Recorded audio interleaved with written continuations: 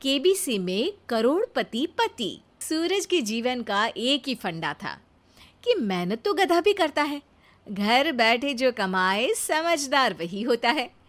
इसीलिए उसने कभी नौकरी ही नहीं ढूंढी। इस बात से हालांकि उसकी पत्नी शिखा बिल्कुल भी अग्री नहीं करती थी, पर फिर भी सूरज को समझाना बेकार था। टीवी में कैसे बनोगे करोड़पति का ऐड देखकर उसे लगा कि बस अब तो घर बैठे ही वो करोड़पति बन सकता है, और उसके पीछे उसने अपने सारे सोर्सेस एक्टिव कर दिए। 2 हफ्ते में उसके कलीग के साले के पड़ोसी के बेटे का सोर्स निकलता है जो कि उसे शो में पहुंचा सकता है, और सूरज उससे मिलने चला जाता है। अच्छा, तो हमें मुकेश जी बता रहे थे कि आप हमें शो में पहुंचा सकते हैं। हाँ, उसमें कोई तकलीफ नहीं है। मैं कल अगर कोशिश करूँ तो इसी महीने में आपका नंबर आ जाएगा। अरे ये तो बहुत बढ़िया हो गया। अच्छा, वो सिलेबस और क्वेश्चन पेपर का कोई जुगाड़ है क्या? हैं? उसका तो कोई जुगाड़ नहीं है। तो वो वाकई में कुछ भी पूछ सकते हैं? हाँ, वो तो बच्चन जी पर है, जो पढ़ते हैं वो पूछ लेते हैं।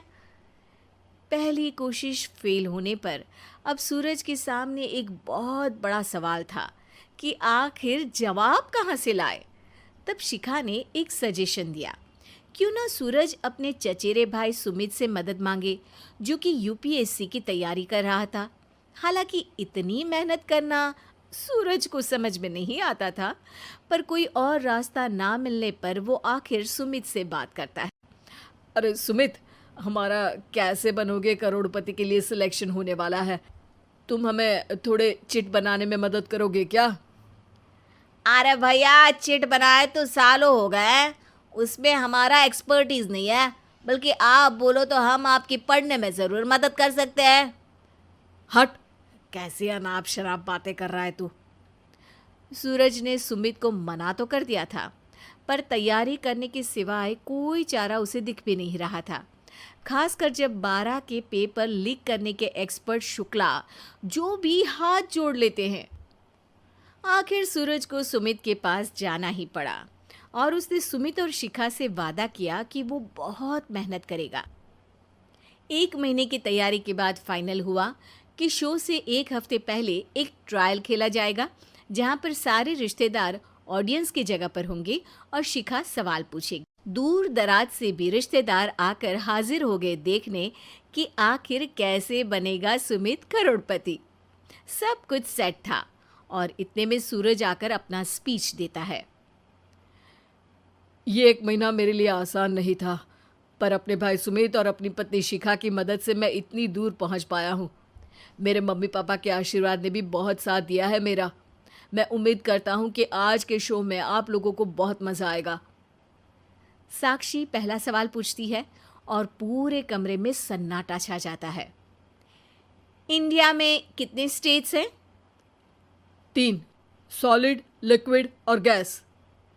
अरे रुकिए, तो ऑप्शंस तो देने दीजिए। इतने में 5वीं कक्षा का चिंटू बोल उठता है।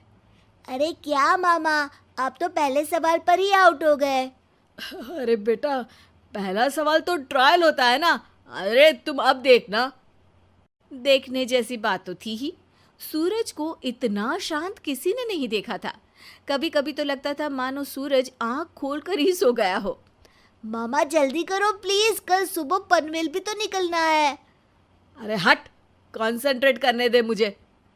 3 सवाल में 3 लाइफलाइन खत्म हो चुकी थी, और अब चौथे सवाल पर भी सूरज का मौन नहीं टूटा। पर सूरज अभी भी हार मानने को तैयार नहीं था। उधर हर कोई सूरज को छोड़ सुमित को देख रहे थे। आखिर सुमित ने ही तो पढ़ाया था सूरज को। गजब बेइज्जती है यार। अरे बेटा, तो बाप का, दादा का, भाई का, सबका नाम बुड़वाएगा। अरे 3 लाइफलाइन ले ली तो भी तेरा कुछ नहीं होना है। अरे कोई इतनी बात करता है क्या शो पर? अरे बेटा, शो पर तेरे जैसे भी तो नहीं आते ना।